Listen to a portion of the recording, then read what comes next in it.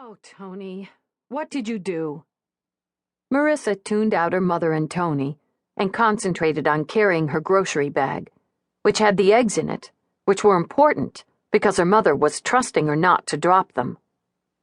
Marissa's other arm was wrapped protectively around Gina, the nearly life-size doll she had gotten for her birthday last week.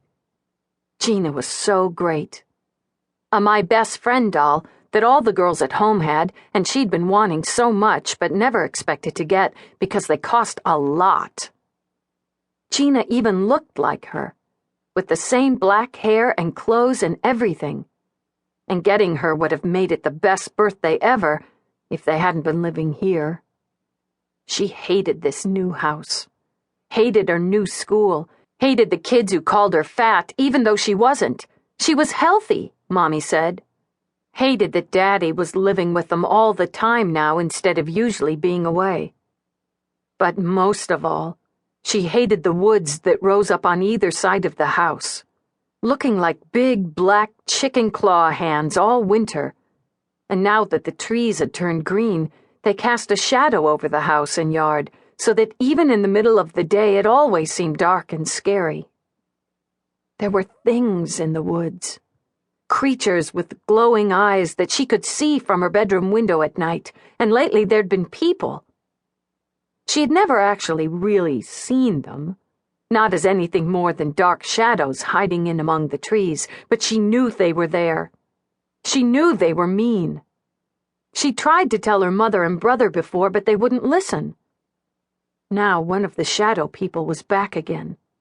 She could feel the weight of eyes on her. Feel the person's dislike even across the distance that separated them, and she scrunched up her shoulders protectively as she hurried up the back stairs in her mother's wake.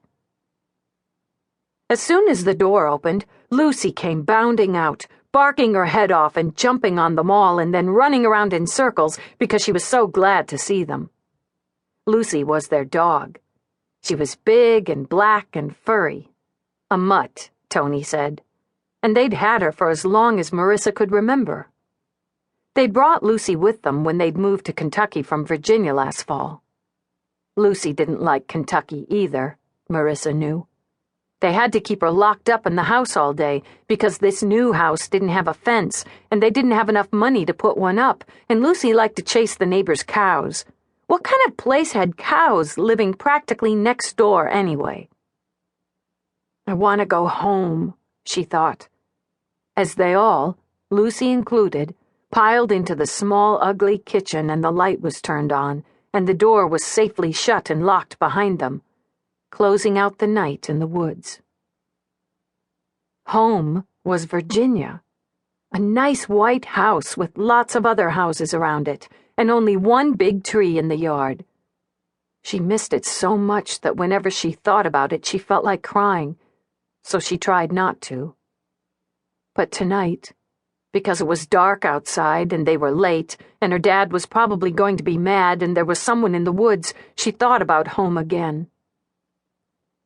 Her chest started to feel all tight, like it did sometimes when she remembered. Here, quick, let's get dinner going. Marissa, you can set the table. Tony, get Lucy's leash and take her out in the yard and put her on her chain. Her mother was already ripping the plastic off a package of hamburger meat and dumping it into the big silver frying pan on the stove. From that, and the box sitting on the counter beside the burner, Marissa knew what they were having. Hamburger helper. It was okay. Not her favorite. Be careful.